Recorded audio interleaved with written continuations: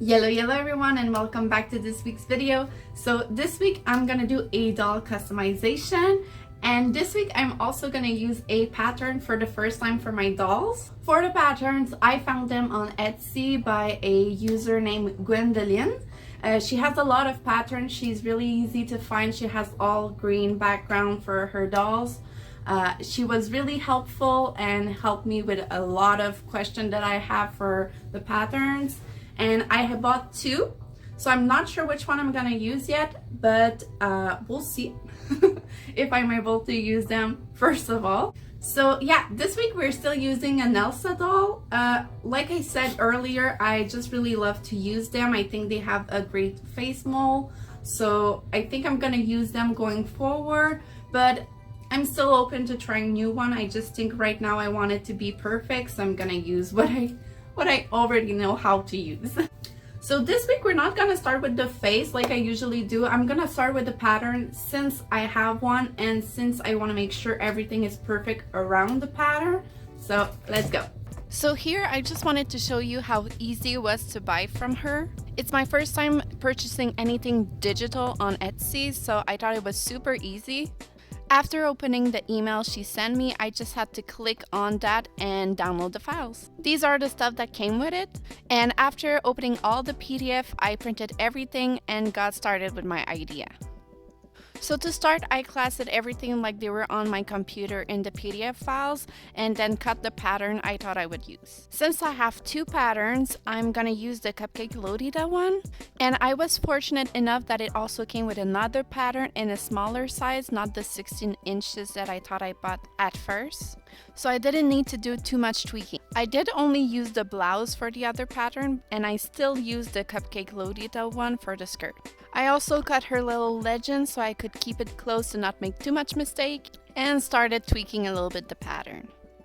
As someone who saw a lot of pattern in her life, I can tell you that sometimes the only difference in sizes is just like they shrink it a little bit. They don't alter it as much as you think. So with this in mind, I went to business. So I drew smaller and smaller line around the perimeter until I was satisfied. Always thinking that I need to leave a little extra for the seam allowances, of course. After figuring this out, I took out the fabric I wanted to use for the blouse. I chose this for two reasons. I wanted a fluffy wintry top, something someone would wear in winter to keep itself warm or comfy. But also this type of fabric doesn't fray, so I didn't need to think about doing a little stitch around to make sure it doesn't undo itself with time, which makes my life really easier. Her instructions from here were pretty simple. For someone who has already followed a pattern before, it was super easy. She was providing pictures and detailed information, which I thought was super cool. But since I knew where I was going and I already did something similar, I just followed her pictures.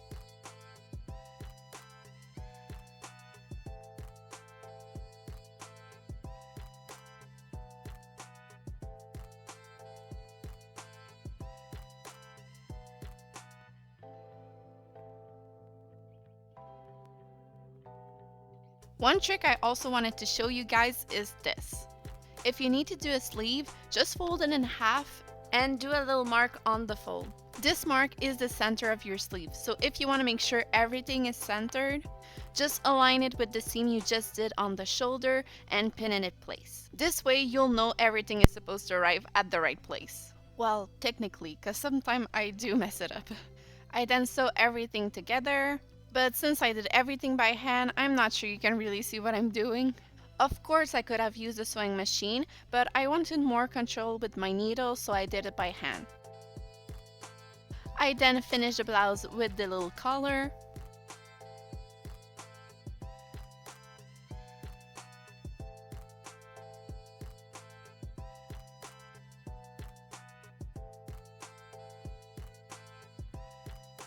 Then sewed the last part.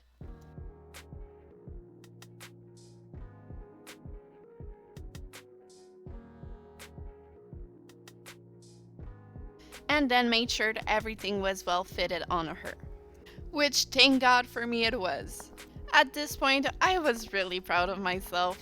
Like I said, I did saw a lot of pattern in my life, but I only work on a couple, like maybe 5. So doing stuff like that, even if it's not perfect, it's a great accomplishment in my book. But enough about that, and on to the skirt. This was still super easy even though the pattern was for the 16-inch doll. My technique of just going smaller and smaller was working for the other one and was still working with this one just fine. Unfortunately for this pattern, the explanation was a little bit more robotic and didn't have enough pictures. Like, it's fine, but with my ADHD, it was super hard to read and focus. But it was only the skirt, so it was, in my opinion, a lot easier than if it was for the blouse. Like, I just need to sew 2 things together. I don't think it's that hard. But anyway, I also use this beautiful fabric. Technically, they are supposed to be flowers, but for me, they look like strawberries. And I think that's why I really wanted to use it. The only thing is that fabric was really flimsy and frayed a lot. So for the belt part, I did double it with a plain white fabric, just so it would look good. For the skirt, I sewed across the rectangle. I cut it with a small stitch. And when I arrived at the end, I placed the fabric on top of the belt to make sure it wasn't much larger than the belt. I then placed the ruffle so it would look good. One of the reasons I did a small stitch was to make sure that the ruffle were small and not too big. And when I was satisfied with my work, I just put scotch tape on top to make sure everything would stay in place while I sew it onto the belt part. My needle was a little bit sticky, but I didn't have anything else to keep the ruffle in place. Being that also meant that I was done with the dress, so I sewed everything together and ta-da for the dress! Now onto the face.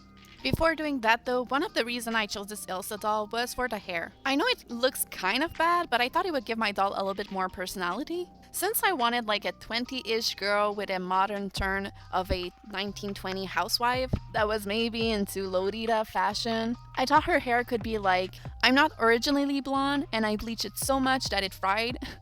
I'm thinking that this girl is doing her best to have a great appearance and make everyone happy, but she sometimes let go, and if it wasn't because she is having people over, she would be in her comfy clothes doing some kids' homework. So yeah, her hair is not perfect, but at this point she just likes being blonde and doesn't want to go back. So now to the face. Like usual, I start with the nail polish remover. And again, I didn't get everything off. Since I'm still using acrylic, it's easy to cover anything that was left on, so it doesn't really matter. So I'm starting with her red lips. A really simple eyeliner because I'm gonna put some really big eyelashes at the end.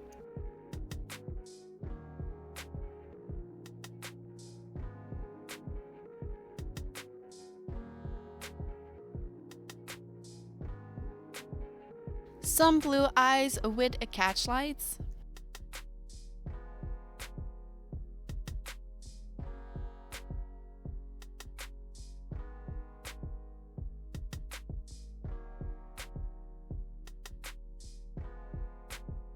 And here is her face done. But before calling this project done, I just wanted to do one simple thing. And this was the dish she was going to serve. And her specialty is good old brownie. So I used some cotton balls to copy the texture of a brownie. I thought about using air drying clay, but I thought it would be too heavy for her. So I just used the cotton balls and I soaked them in a brownish that I've made and diluted it with water so it would adhere more into the cotton, and just put it back in the tray. After that, I did one coat of brown on top, like how the crust will like brownish a little bit, and finish with a little chocolate drizzle.